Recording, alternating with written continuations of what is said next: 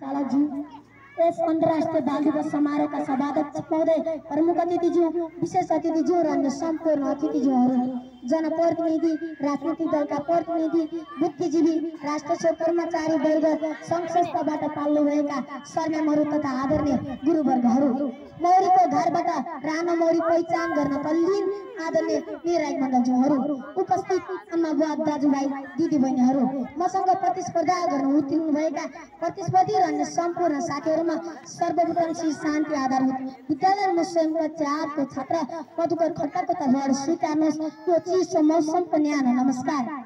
शिक्षा नै हाम्रो उज्यालो भविष्य भन्ने मूल शीर्षकको वक्तव्य कला प्रतियोगिता गरी मलाई पनि मनमा थल्बलेका तर्कहरू यहाँहरू समक्ष प्रस्फुटन गर्ने मौका दिनु भने आज टिम र साझेदारी संस्थालाई हृदयदेखि नै मेरो वक्तव्यलाई सुरु गर्ने अनुमति चाहन्छु, जसलाई म कवितात्मक शैलीमा सुरु गर्दछु। अन्धकारले रोक्दैन, ज्ञानले मार्ग देखाउँछ।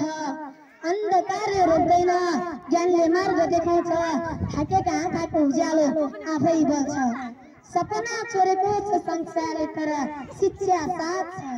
सपना छोडेको छ संसारले तर शिक्षा साथ छ। बुझ्नुहोस् शिक्षा छ भने उज्यालो भित्रै छ। बुझ्नुहोस् शिक्षा छ भने उज्यालो भित्रै छ।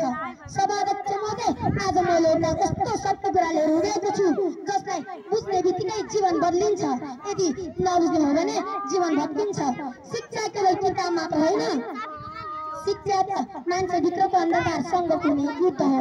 अक्षर अक्षर मिलेर बनेको उज्यालो जसले मानिसलाई बाटो देखाउँछ, पहिचान दिन्छ र आत्मा उठाउँछ। शिक्षा केवल अक्षर पढ्नु मात्र होइन, शिक्षा भनेको त अरूले बन्द गरेको बाटो आफूले खोल्न सक्ने। सभाध्यक्ष महोदय,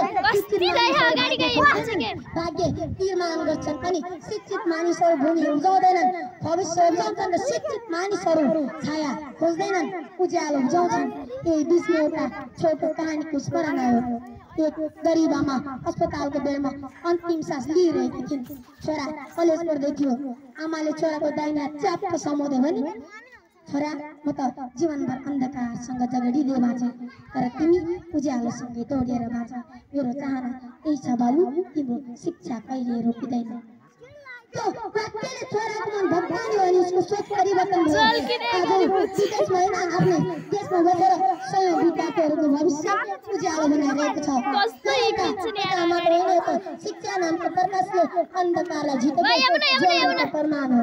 सभाध्यक्ष महोदय, कसैले सोध्छ देश कसरी बदलिन्छ?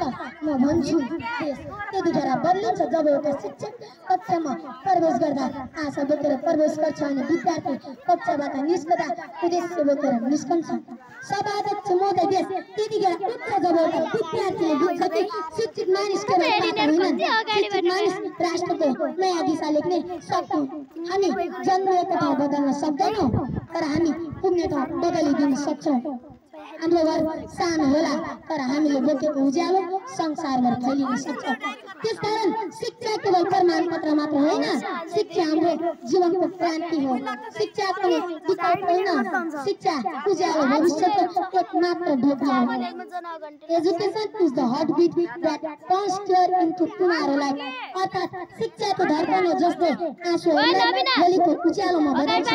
सभाध्यक्ष महोदय, शिक्षा हामी सबैको साझा हो। शिक्षा केवल विद्यार्थीको मात्र युद्ध होइन, शिक्षा साझा राष्ट्रको युद्ध हो। शिक्षक युद्धका कप्तान हुन् भने विद्यार्थी युद्धका सैनिक अनि अभिभावक युद्धका शक्ति हुन्।